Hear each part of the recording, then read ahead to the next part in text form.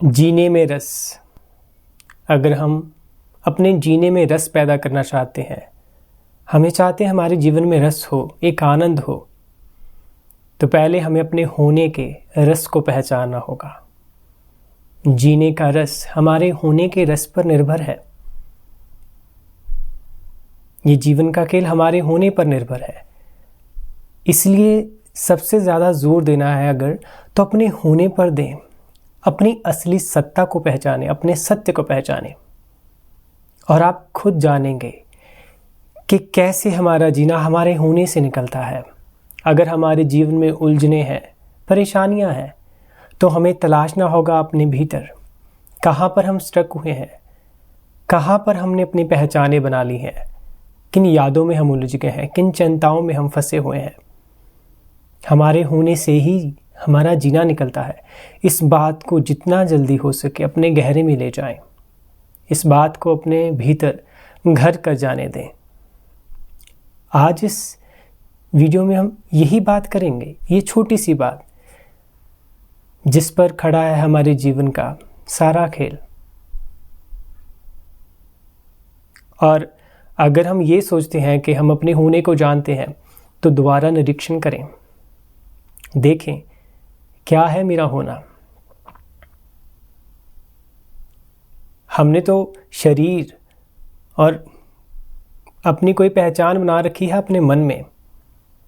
थोड़ी देर के लिए उन सबको उतार कर एक तरफ रख दीजिए। हमने इस पर बहुत बार ध्यान किया है कि शरीर भी क्या है, एक स्पंदन है।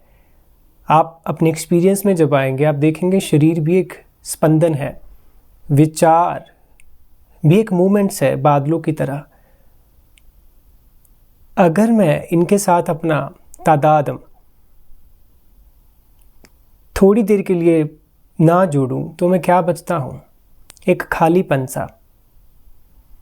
पर हम इस खालीपन से डरते हैं, हम इसके साथ रहना नहीं चाहते।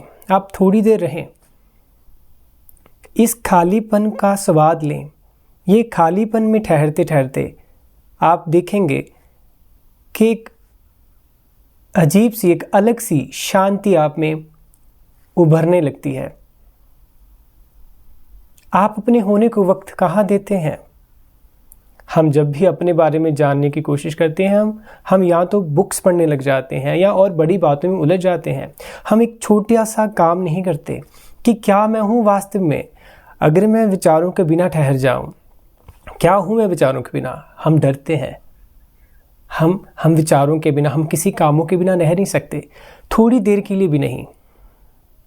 मैं यही नहीं कह रहा कि आप सारा दिन बैठे, थोड़ा वक्त निकालें, देखें अपना स्वभाव कि विचारों के बिना कैसा होना है आपका।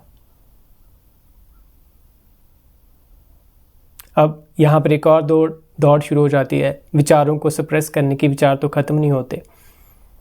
अगर आप थोड़ा थोड़ा अपने साथ बैठेंगे, तो आप पाएंगे विचारों का स्वभाव है चलना। आप उनके साथ लड़ेंगे नहीं, उनको बादलों की तरह गुजर जाने देंगे। कभी वो घने काले बादलों की तरह होंगे, कभी वो सफ़ेद बादलों की तरह, कभी वो बहुत पतले से होंगे, कभी बहुत घने होंगे।